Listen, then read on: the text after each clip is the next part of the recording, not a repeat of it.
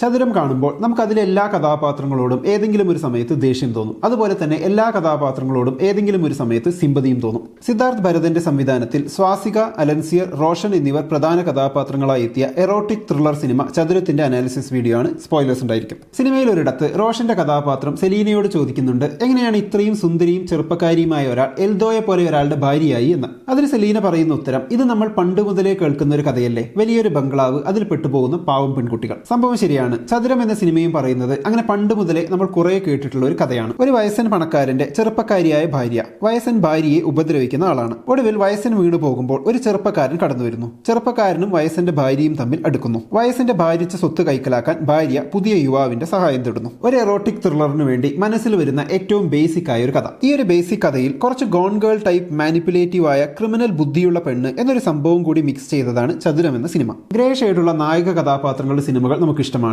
ഇവിടെ ഗ്രേ ഷെയ്ഡുള്ളത് നായികയാണ്, പെണ്ണാണ് മെയിൻ. പൊതുവെ വിമൻ സെൻട്രിക് എന്നത് നല്ലവളായ നായികയുടെ പോരാട്ടമാണെങ്കിൽ ഇവിടെ അങ്ങനെയല്ല. വിമൻ സെൻട്രിക് ഇങ്ങനെയും ആവാം. അപ്പൊ വിമൻ സെൻട്രിക് ആണ്, ഒപ്പം ലൈംഗികത, വയലൻസ്, ക്രൈം ഇത് മൂന്ന് കൂടിയാകുമ്പോൾ സംഭവം കൊഴുക്കേണ്ടതാണ്. പക്ഷേ ഈ സിനിമയിൽ ലൈംഗികത, വയലൻസ് ആൻഡ് ക്രൈം ഇത് മൂന്നിനെയും ഒന്ന് ഡൈല്യൂട്ട് ചെയ്താണ് ഉപയോഗിക്കുന്നത്. അതായത് നമ്മുടെ നായിക ഗോൺ ഗേളിലേതുപോലെ അങ്ങേയറ്റം വയലൻസ് ആൻഡ് ക്രൈമിലേക്ക് തിരിയുന്നില്ല. പകരം വന്നു കിട്ടിയ ഒരു സാഹചര്യത്തെ ഒരു ചതുരംഗ കളി പോലെ ബുദ്ധിപൂർവ്വം കരുനീക്കി തനിക്ക് അനുകൂലമാക്കുകയാണ് ചെയ്യുന്നത്. എന്ന് വെച്ചാൽ നായികയോട് സിമ്പതി തോന്നാനുള്ളതെല്ലാം തിരക്കഥയിലുണ്ട് എന്ന് മാത്രമല്ല, നായികയെ വല്ലാണ്ട് ക്രിമിനൽ ആക്കുന്നുമില്ല എന്ന്. സിനിമ അത്രയ്ക്കങ്ങ് ഇന്റൻസ് ആകാത്തതിനും പലയിടത്തും എഴച്ചിലും പ്രഡിക്റ്റബിൾ ആയി തോന്നുന്നതിനും ഇതൊരു കാരണമായിട്ടുണ്ട് എന്നാണ് ഫീൽ ചെയ്തത്. ഇതൊരു തെറ്റാണ് എന്നല്ല, പക്ഷെ പലപ്പോഴും പ്രേക്ഷകർ പ്രതീക്ഷിക്കുന്ന ഒരു ഇന്റൻസിറ്റിയിലേക്ക് കാര്യങ്ങൾ എത്തുന്നില്ല. കഥയിലെ ആ ഒരു പ്രഡിക്റ്റബിലിറ്റിയും മേക്കിങ്ങിൽ ഇടയ്ക്ക് വരുന്ന ആ ഒരു പൈങ്കിളി സീരിയൽ സെറ്റപ്പും മാറ്റി നിർത്തിയാൽ ചതുരം നല്ലൊരു സിനിമയാണ്. ഒരു വീടിനുള്ളിലാണ് സിനിമ മെയിനായി നടക്കുന്നത്. ഒരു പുതിയ സ്ഥലത്തേക്ക് സെലീന വിവാഹം കഴിച്ച് വരികയാണ്. എന്നാൽ ആ സ്ഥലം, അവിടുത്തെ ആളുകൾ, അവരുടെ മനോഭാവം ഇതിനെയൊക്കെ വളരെ കുറച്ച് മാത്രം കാണിച്ച് കഥ ഫോക്കസ് ചെയ്യുന്നത് ആ വീടിനുള്ളിലാണ്. 4 പേരാണ് മെയിൻ: സെലീന,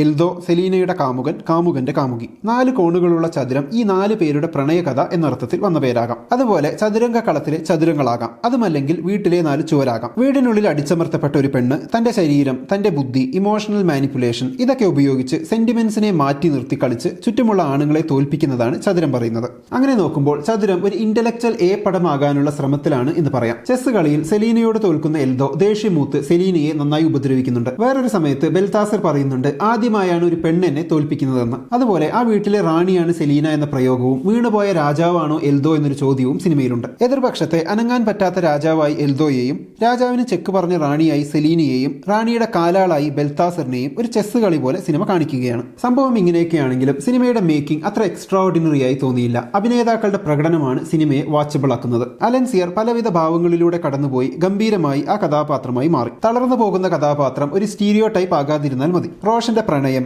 ആവേശം, കള്ളത്തരങ്ങൾ, നിസ്സഹായത, പേടി എല്ലാം നല്ല രസമുണ്ടായിരുന്നു കാണാൻ. സ്വാസികയും നന്നായി തന്നെ ആ കഥാപാത്രത്തെ ചെയ്തിട്ടുണ്ട്. സെലീന ബെല്ലിനെ തന്റെ വരുതിയിലാക്കിയില്ലായിരുന്നെങ്കിൽ ബെല്ലിന് സെലീനയെ കുറച്ചു കഴിഞ്ഞ് മടുക്കുമ്പോൾ തിരിച്ച് കാമുകിയുടെ അടുത്തേക്ക് പോകാനുള്ള എല്ലാ സാധ്യതയും ഉണ്ടായിരുന്നു. സിനിമയുടെ ചില ഘട്ടങ്ങളിൽ ബെല്ല് സെലീനയെ പറ്റിക്കുമോ എന്നൊരു തോന്നലുണ്ടാക്കുന്നുണ്ട്. അതുപോലെ എൽദോ വീണു പോകുന്നുണ്ടെങ്കിലും എൽദോയുടെ റിലേറ്റീവ്സിൽ നിന്ന് സെലീന പ്രശ്നങ്ങൾ നേരിടുന്നുണ്ട്. അതായത് മുന്നേ കണ്ട് തിരിച്ചൊരു കളി കളിച്ചില്ലെങ്കിൽ നിലനിൽപ്പില്ലാത്തൊരു ചുറ്റുപാടാണ് സെലീനയുടേത്. അതുകൊണ്ട് തന്നെ സെലീന ചെയ്യുന്ന തെറ്റുകൾ എന്ന രീതിയിൽ തന്നെ കാണിക്കാനുള്ള ഒരു ശ്രമം സിനിമയിൽ ഇല്ലാത്തതുപോലെയാണ് തോന്നിയത്. അതൊരു സ്ത്രീപക്ഷ സിനിമ എന്ന രീതിയിൽ സിനിമയ്ക്ക് ഗുണമാകുമ്പോഴും അതിലുപരി വ്യത്യസ്തമായ ഒരു ക്യാരക്ടറൈസേഷൻ പ്രതീക്ഷിക്കുന്ന പ്രേക്ഷകർക്ക് അത്ര തൃപ്തി നൽകണമെന്നില്ല. ബെല്ലിന് എൽദോയോട് സഹതാപം തോന്നുന്നുണ്ട് സിനിമയിൽ. ബെല്ലിന്റെ മൊറാലിറ്റി ബെല്ലിനെ എൽദോയെ കൊല്ലുന്നതിൽ നിന്ന് പിന്തിരിപ്പിക്കുന്നുണ്ട്. എന്നാൽ സെലീനയോട് പ്രണയമാണ് താനും മുൻപത്തെ കാമുകിയെ വിട്ടുകളയാനും പറ്റുന്നില്ല. അയാളുടെ ആ ചാഞ്ചാട്ടങ്ങൾ, പ്രലോഭനങ്ങളിലേക്കുള്ള വീഴ്ചകൾ, ഉള്ളിലെ മൊറാലിറ്റി ഇതൊക്കെ ബെല്ലിന്റെ കഥാപാത്രത്തെ റിയലാക്കുന്നുണ്ട്. എന്നാൽ സെലീനയുടെ സെൻഷ്വാലിറ്റി, കോസ്റ്റ്യൂം, മിസ്റ്ററി ഇതിനെയൊക്കെ കുറച്ചുകൂടി റിയൽ ആക്കാമായിരുന്നുവെന്നും